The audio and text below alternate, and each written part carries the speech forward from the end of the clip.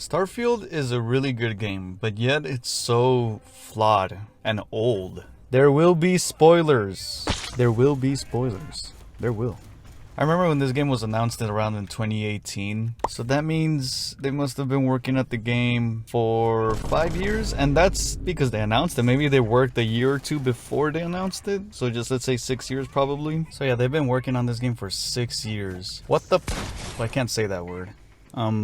What the frick were you guys doing for 6 years? I feel like this game didn't really have that much people working on it. If you compare this game to like Fallout 4 even, Fallout 4 has way more content than this game. But I mean, I guess that's the state of the games nowadays. They do less content. When I first started playing through this game, I really thought this game was amazing. But then as I played throughout the game, as like the hours went on by, I started to realize some issues on the game. Like when I was playing through the game, my game crashed at least 4 or 5 times, and if it wasn't for the autosave option, which I'm pretty sure that's the only reason why they put it, because their games crash all the time, I would have been really annoyed of this game. For God's sakes, I stopped playing Nier Automata because I died once in the prologue, which really annoyed me, and then they had to start me over. So I get really like just kind of bummed out in games. Like if something dumb happens, I'll just stop playing the game for a while and then get back on it. I did that with Cyberpunk, I did that with Nier Automata. You know, I guess that's just me. But again, the autosave saved the game. And some of the places you visit, like the other planets, are kind of cool. Like Mars has a cool little city. There's a planet in Alpha Centauri, I think. I don't know what the planet's called, I forgot, but there's a city called New Atlantis. Those are all pretty detailed places to go. But I think this game has like 1,000 planets or something. I don't know, don't quote me on that, but I know this game has a lot of planets. When I first heard that, I kind of had a feeling that there weren't going to be that much, you know, to do in those planets. I remember I just found a random planet and I just said, let me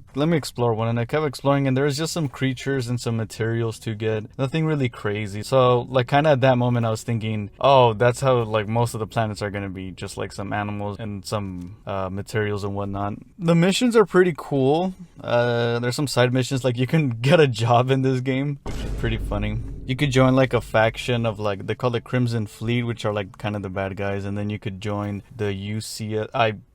I forgot their name, but it's the blue guys. The guys wearing the blue. Those are the good guys, apparently. You can join them. And then whichever side you join, you get like this really cool gear and whatnot and really cool stuff. So there's some missions like that. Then there's some side missions. Like I said, you can get a job. You can join a corporation. You can join other factions too. So I did a lot of side missions. I didn't do all of them, but I did a lot. The weapons are alright.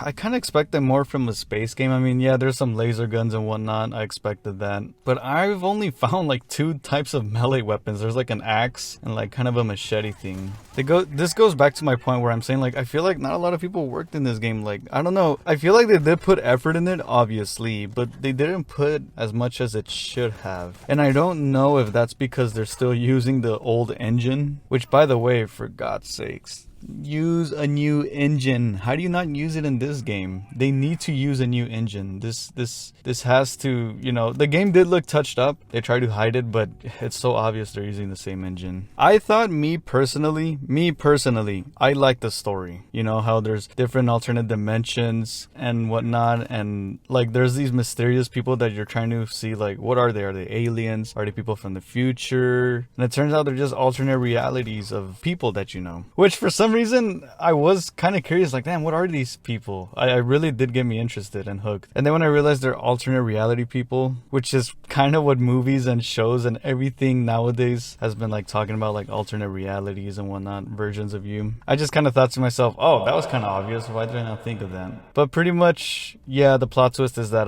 they're like alternate reality versions of people that you know, and you're trying to get this thing where you could enter and go to an alternate dimension and do like the same thing over and over again, but different ways. I don't know, I guess it's like the thrill of going to another dimension or universe that these guys are hooked onto, and then I guess they're trying to like get you hooked into it.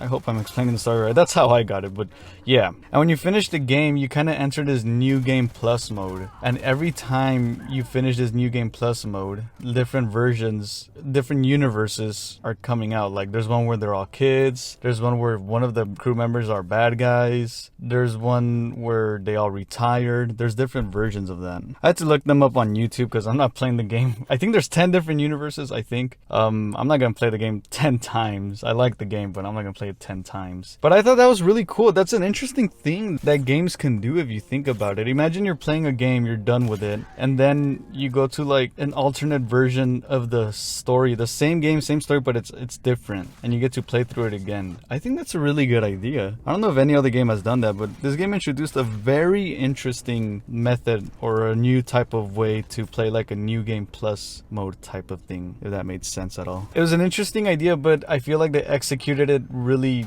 not that great, because I think you can go through each of these dimensions pretty fast, but I think you can do all the side missions again, I think. So it's up to you if you want to play it fast. I can tell they kind of put this so like if someone finished the story really fast, now they can play it 10 times and get different versions of the story. So the main story, but times 10, I guess. Which is good and bad because there's a lot of replayability, but bad because it's almost kind of the same thing, but it isn't. I feel like they should have gone into more detail of these dimensions. But I still like this idea. I feel like games should kind of mess with this. I don't know if there's going to be DLC. I'm pretty sure there's going to be DLC. But I really like this game. A lot of people are bashing this game. I mean, maybe I'm not bashing it because I got it for free and I got Game Pass. So technically I didn't get it for free, but I did. Did not do it. But I really like this game. There's a lot of videos on the internet kind of saying that like, oh, this game's garbage, and you know, I could kind of see why, because again, the same engine. I thought the story was good, but some people thought it was trash. You know, it was kind of short, and like I said, you can play 10 different versions of the story. I guess some people didn't like that. And also I forgot to explain, but some of the outfits, bro, like this is the future, and there's not that many outfits, not that many futuristic weapons. I was just like, I don't know. I wish they could have added more effort. Maybe this game needed to get delayed or something, but yeah, I can tell why some people don't like it, or I can see why, but I still think some people are going too harsh on it. Like they're saying this is the worst game ever. It's not the worst game ever. It just isn't.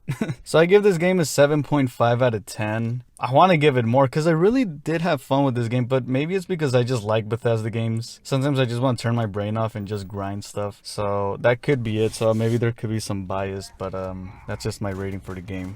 I feel like if they delayed the game and added more stuff and more side missions and all that, and like more things that implies that yes, this game takes place in the future, they could have gotten a much better rating and whatnot. But that's just my rating. What do you guys think of the game though? Do you guys think I'm kissing its butt, or it's actually really good and you agree with me? Let me know in the comments. That's pretty much it, and I'll be doing more videos soon. And like, subscribe, and I'll see you guys later.